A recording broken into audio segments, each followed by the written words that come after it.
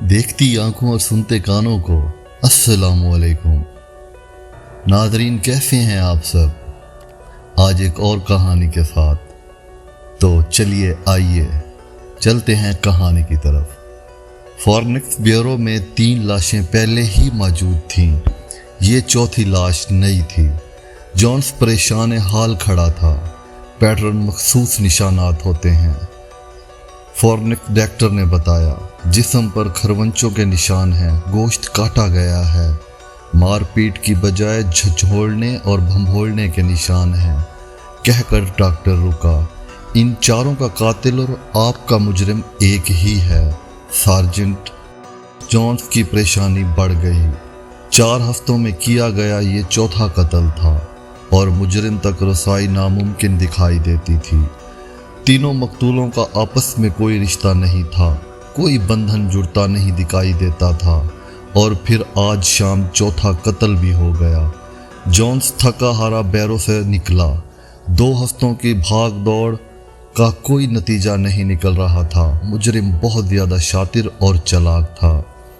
Sergeant Jones نے helmet پہنا اور بائک پر واپسی کا سفر طے کیا۔ اس وقت وہ آف ڈیوٹی تھا اور گھر واپس جا سکتا تھا، لیکن پولیس اسٹیشن کی جانب ہو لیا۔ اسے ابھی کیس کو مزید جانچنا تھا، شواہد ڈھونڈنے تھے، مجرموں کو پکڑنا تھا۔ جنگل سے ملحقہ سڑک پر گزرتے ہوئے انہونی ہو گئی۔ گن شاٹ کی آواز سنائی دی اسے۔ جونس ششدرا رہ گیا۔ فوراً بائک سے اترا اور پستول تھامے پیدل جنگل کی طرف ہو لیا۔ ہو سکتا ہے کسی آدمی نے جانور سے بچاؤ میں گولی چلائی ہو، لیکن جونس کو کھٹکا سا لگا۔ وہ دبے قدموں چلتا جنگل میں نکلا اور پھر اس کا شک یقین میں بدل گیا۔ اس سے کچھ آگے سفید فراق پہنے لڑکی خون میں لت پت زمین پر پڑی کرا رہی تھی۔ وہ گھٹنوں کے بال لڑکی کے قریب بیٹھ گیا۔ گولی اس کے پیٹ میں لگی تھی۔ پریشان مت ہو، تمہیں میڈیسن کی ضرورت ہے۔ ہسپتال میں نرسنگ سٹاف نے لڑکی کو ایڈمٹ کر لیا۔ معاملہ پولیس کیس تھا، لیکن لڑکی بے ہوش تھی۔ جوں ہی ہوش آئے مجھے کال کرنا، سٹاف سے کہہ کر جونس واپس پولیس اسٹیشن آ گیا۔ کیس پرانا ہی تھا، لیکن جونس نے ایک نئے انداز میں کیس کا مطالعہ شروع کیا۔ ایک مشترک چیز کے علاوہ اور کوئی مشترک بات نہیں تھی، اور وہ یہ کہ چاروں آدمیوں کا قتل ایک ہی طرح کیا گیا تھا۔ گردن پر کھرونچوں کے نشان، جسم پر چوٹیں اور پیٹ کا گوشت غائب۔ فون کی بیل بجی۔ ہسپتال کا نمبر تھا۔ سارجنٹ جونس، وہ لڑکی جس کے گولی لگی تھی، جسے آپ ہسپتال لے کر آئے تھے، اس کی مرہم پٹی کر دی گئی تھی، لیکن وہ ہسپتال سے بھاگ گئی ہے۔ سن کر جونس کچھ ٹھٹک سا گیا۔ اسے یاد آیا ابھی چند ماہ پہلے پولیس مقابلے میں اس کی محض ٹانگ پر گولی لگی تھی، لیکن وہ بہت عرصے بعد مشکل چل پایا تھا۔ یہاں تو پھر لڑکی کا معاملہ تھا۔ لڑکی کے پیٹ میں گولی لگی تھی، لیکن وہ گھنٹے کے اندر ہی ہسپتال سے بھاگ گئی۔ اس کا دماغ دکھنے لگا تو وہ فائلیں سمیٹ کر اسٹیشن سے نکلا اور بائک پر گھر چلا گیا۔ تمام راستہ وہ پریشان تھا۔ کچھ محسوس ہو رہا تھا جیسے کوئی اسے دیکھ رہا ہو۔ اس نے کئی بار ادھر ادھر دیکھا، لیکن کوئی آس پاس نہ تھا، لیکن لگتا تھا جیسے کوئی مسلسل خون اشام آنکھوں سے چھپ کر اسے گھور رہا ہو۔ جونس نے گھر کے دروازے پر بائک پارک کی اور اترا۔ اس کی حسیں بیدار تھیں۔ اپنے عقب میں قدموں کی چاپ اسے واضح سنائی دی۔ اس نے پستول تھام لیا اور یکلخت مڑ کر اپنے عقب میں کھڑے سائے کو جکڑ لیا۔ وہ وہی سفید فراق والی لڑکی تھی۔ اس کی سفید فراق اب ہسپتال کی سبز قمیض میں بدل گئی تھی۔ جونس نے اسے چھوڑ دیا۔ تم؟ اس کے اعصاب ڈھلک گئے۔ تم ہسپتال سے کیسے بھاگ گئیں؟ لڑکی چپ تھی۔ اس کی نگاہیں جونس کے چہرے پر جمی تھی۔ تم چل سکتی ہو؟ درد تو نہیں ہے؟ اشارہ پیٹ کی جانب تھا۔ وہ لڑکی کی مضبوطی پر حیران تھا۔ لڑکی ہنوز خاموش رہی۔ جونس نے بازو سینے پر باندھ لیے۔ یوں کام نہیں چلے گا لڑکی، پہلے تم اپنا نام بتاؤ گی۔ लड़की अपनी नीली नीली पुरस्रार आंखों से उसे देखती रही। बेला, इसने बहुत दर्द के बाद बताया। तो बेला, रात के इस पहर जंगल में क्या कर रही थी तुम? जंगल मेरा घर है, उसने इतनी ही आहिस्तगी से कहा। जॉन्स ने बामुश्किल सुना। तुम पर गोली किसने चलाई? इसने यूं तासरात बनाए जैसे कुछ जानती ना हो। जॉन्स समझ गया दाल में कुछ काला है। उसके तासरात महब हो गए। सच बोलो लड़की, क्या छुपा रही हो? लड़की की आंखों में अजीब सी चमक थी। उसने अपना दायां हाथ उठाया और नरमी से 2 उंगलियां जॉन्स की गर्दन से मिस की। मेरे साथ चलो, उसने नरमी से कहा। ऐन वक्त पर जॉन्स का फ़ोन बज उठा।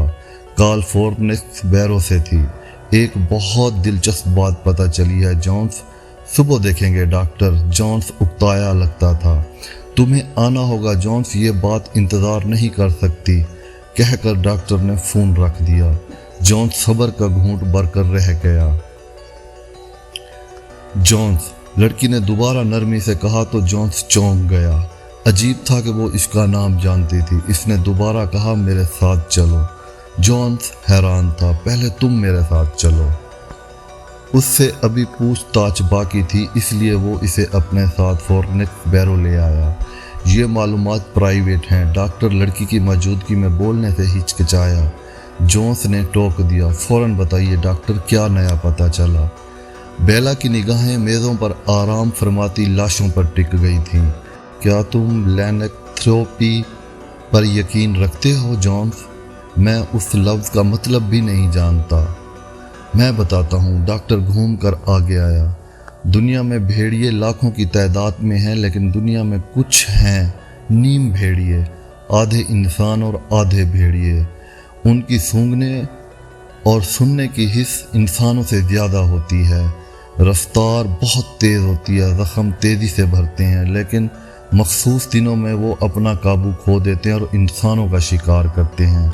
ये लाशें, डॉक्टर ने उंगली रखी, ये खरवंचें बिल्कुल पंजों के निशानों जैसी हैं। गोश्त जिस तरह नोचा गया है, ये तेज़ दांतों का काम है। आप कह रहे हैं ये काम कोई इंसान नुमा जानवर कर रहा है? एक औरत कर रही है, डॉक्टर ने सरगोशी में कहा। वो मादा नीम भेड़िया है, अकेली है और नर की तलाश में है, लेकिन जंगलों में इसे कोई नहीं मिला, तो अब वो ऐसे इंसान की तलाश में है जिसे अपने जैसा बना सके। बेला बेतासर आंखों से लाशों को घूर रही थी। जॉन्स डॉक्टर के करीब हो लिया। ये नामुमकिन है। भेड़िए का काटा, डॉक्टर ने दिलचस्प अंदाज में कहा। अगर जख्म बड़ा हो तो 2 रास्ते हैं, मौत या फिर तब्दीली।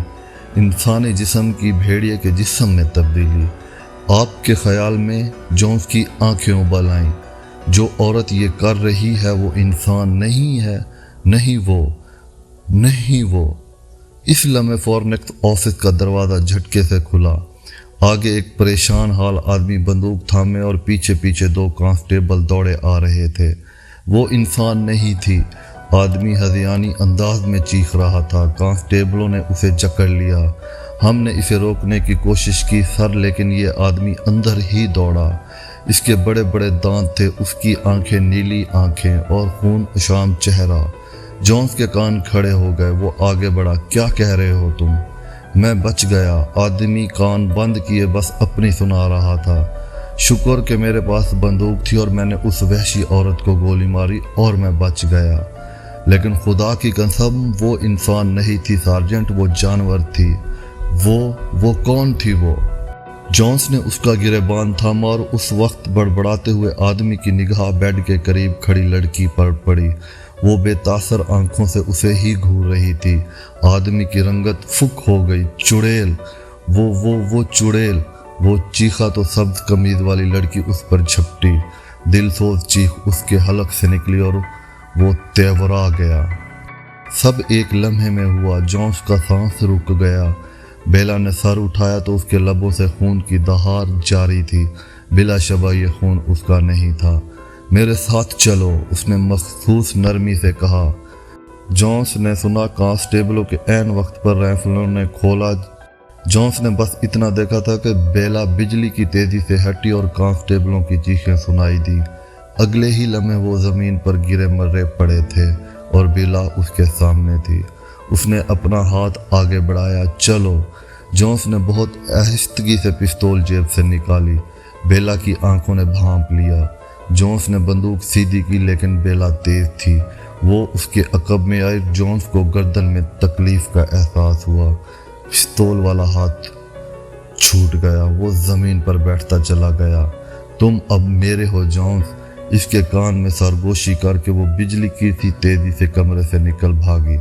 جونس نے گردن سے بہتے خون کو محسوس کیا۔ تکلیف بھی بہت تھی۔ ڈاکٹر بھاگ کر اس کے قریب آیا۔ جونس! وہ اس کی گردن کے ایک حصے کو دانتوں سے کاٹ چکی تھی۔ خون بہہ رہا تھا اور زخم گہرا تھا۔ جونس! ڈاکٹر ششدرا رہ گیا۔ جونس نے سر اٹھایا تو اس کی بھوری آنکھیں اب نیلی ہو گئی تھیں۔ تو ناظرین، اگر ہماری کہانی اچھی لگی ہو تو ہمارے چینل کو سبسکرائب، ہماری ویڈیو کو لائک کریں۔ اس کے ساتھ ہی ہمیں اجازت دیجیے۔ اللہ تعالیٰ آپ سب کو اپنے حفظ و امان میں رکھے۔ سپرد خدا۔